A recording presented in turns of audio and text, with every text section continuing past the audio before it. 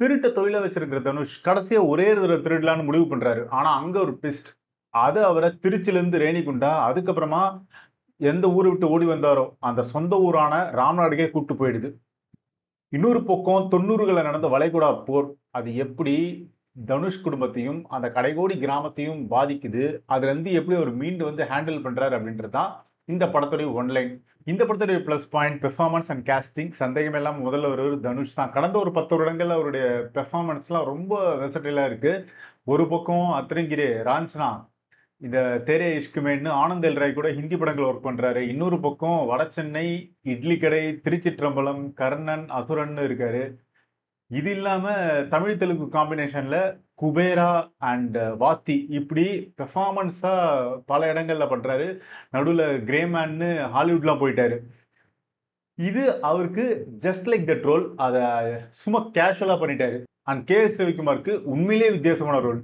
அவரை சுத்தி தான் மீதம் இருக்கிற கதை நகரும். கொஞ்ச நேரம் தான் வராரு, ஆனா இம்பாக்ட் பெருசு. அப்புறமா கருணாஸ்க்கு நேச்சுரலாவே இந்த ஹியூமர் ஒர்க் அவுட் ஆகும். அது இதுல அசால்ட்டா பண்ணிட்டாரு. அப்புறமா பிருத்வி, மமிதா, ஜெயராமுடைய கேஸ்டிங் ஆப்டா இருந்தது. அண்ட் சூரஜ், அவருடைய பெர்ஃபார்மன்ஸ் நமக்கு சொல்லவே தேவையில்ல. ஸோ இந்த சூரஜும் தனுஷும் 1-to-1 மீட் பண்றது 2 சீன் தான். ஆனா அவங்க படம் முழுக்க அந்த கேட் அண்ட் மவுஸ் கேம் போயிட்டே இருக்கும். இது எல்லாத்தோட ஒரு முக்கியமான ஒருத்தர் ரோல் பிளே பண்ணியிருக்காரு. அவர் தான் எம்.எஸ். பாஸ்கர். எஸ், இந்த படத்தில் நடிச்சிருக்காரு. எந்த கேரக்டர்னு நீங்க கண்டுபிடிங்க. டுவர்ட்ஸ் கிளைமேக்ஸ் நமக்கே தெரியும் இது எம்.எஸ். பாஸ்கர் தான் அப்படின்னு. ஏன்னா ஃபர்ஸ்ட் சீன்ல எனக்கு அது சடனா தெரியல, அப்புறம் தான் பார்க்கும்போது தெரிஞ்சது. ஜிவி பிரகாஷுடைய பிஜிஎம், தேனி ஈஸ்வருடைய ஃப்ரேம்ஸ் அண்ட் ஸ்ரீஜித் சாரங்குடைய கட்ஸ்னு பெர்ஃபெக்டா இருக்கு.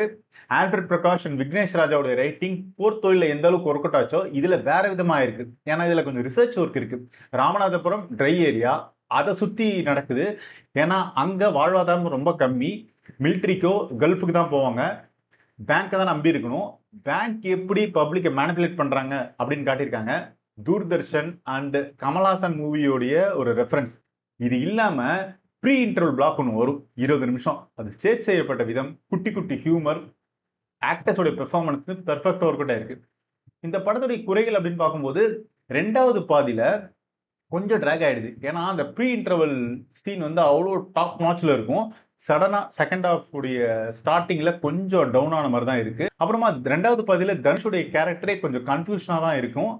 அண்ட் டுவர்ட்ஸ் கிளைமேக்ஸ் கொஞ்சம் ஹீரோயிசம் நோக்கி போகுது. பட் ஓவராலா ரூரல் பேக்ரவுண்ட்ல இப்பேற்பட்ட ஒரு மணி ஹிஸ்ட் த்ரில்லரை கன்வின்சிங் கிளைமேக்ஸோட பண்ணது நல்ல விஷயம் தான்.